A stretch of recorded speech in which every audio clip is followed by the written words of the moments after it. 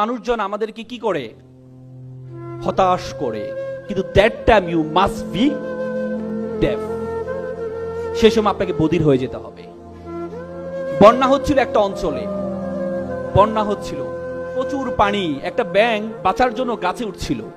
আশেপাশে সকল ব্যাঙ তাকে নিষেধ করছে, এই বেটা গাছে উঠা কি আমাদের কাজ, উঠিস না উঠিস না।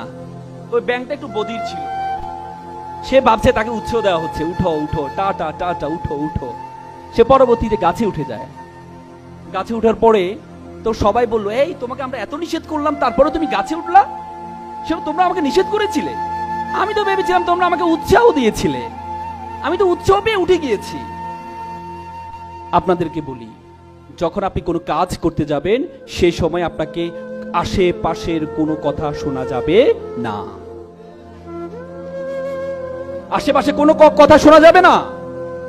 নিজের মধ্যে একটা মোটিভেশন নিতে হবে। আমরা হতাশ হয়ে যাই অল্পতেই। এপিজে আবুল কালাম নাম শুনেছেন? মিসাইল ম্যান, ভারতের একজন মুসলিম রাষ্ট্রপতি ছিলেন। তিনি কিন্তু রাজনীতি করতেন না, তারপর রাষ্ট্রপতি করা হয়েছে কেন জানেন? সম্মান সূচক রাষ্ট্রপতি। উনি প্রতিদিন সকালে ঘুম থেকে উঠি 5টা বাক্য পড়তেন হতাশা দূর করার জন্য। প্রতিদিন সকালে ঘুম থেকে উঠি উনি বলতেন, আই এম দ্য বেস্ট, আমি সেরা।